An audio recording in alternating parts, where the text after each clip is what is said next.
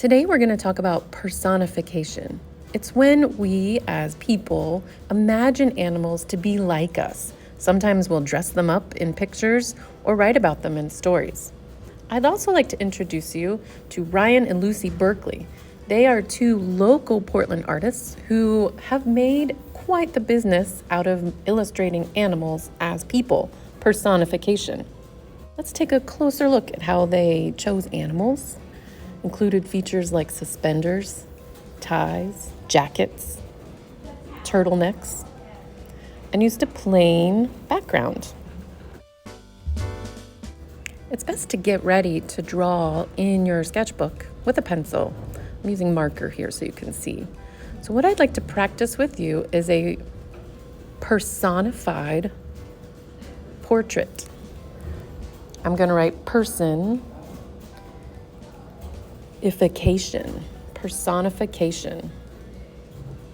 That's when we attribute an animal to have people-like qualities.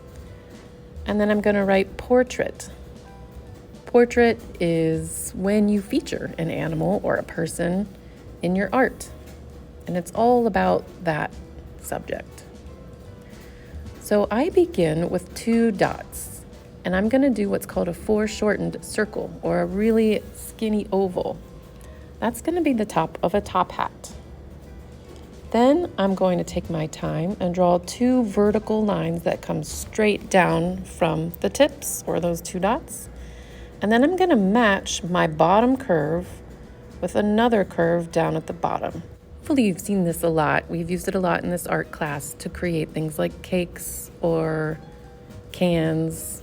It's basically a really great way to draw a cylinder. And then up a little bit from the bottom, you're going to start another foreshortened oval that is blocked. So this now looks like a hat or a cake on a plate. Once you like your hat shape, you can decide what animal you're going to draw wearing your hat. Here I have a sheet that shows a few simple steps. I can choose either a round shape, kind of a oval shape, a wide shape. There's another rounded shape, or a shaggy shape. So they're all basically a U, either a shaggy U or a skinny U or a wide U. So our job right now is just to think about what U shape would you like to be under your hat. I'm going to do a big squat one because I'm going to try an animal that's not on this sheet. I'm going to try and make a pig. So I'm making a snout with some wrinkles on top. And this is in my journal, so this is just a practice.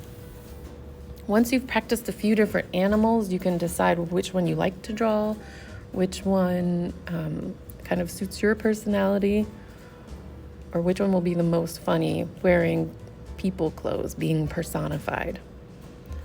So there's my rough draft of my pig face. Now it's time to finish out his clothes. You can do a square for the top of a tie or the middle of a bow tie. This is going to be a giant bow tie. I did with a square and 2 triangle-like shapes. And then I can just draw 2 curved lines to show the body coming down. Of course, we'll be adding color to our finished paper, but I would like you to practice at least 3 different animals in your journal to see what you like. Again, I like to start at the top with my foreshortened circle, and this is sped up, 2 lines down, a matching curve, and then a curve around the bottom. Some kind of U shape. You might have ears that are sticking out from under the hat, and it looks like I'm trying a deer for this one. So you can use any of the practice drawing sheets or look at pictures online to draw your simple animal face. We'll be adding some texture like fur or scales to it later on during our painting process, but keep your illustration kind of simple. You can do a long tie, a bow tie, a suit, whatever kind of clothing you would like.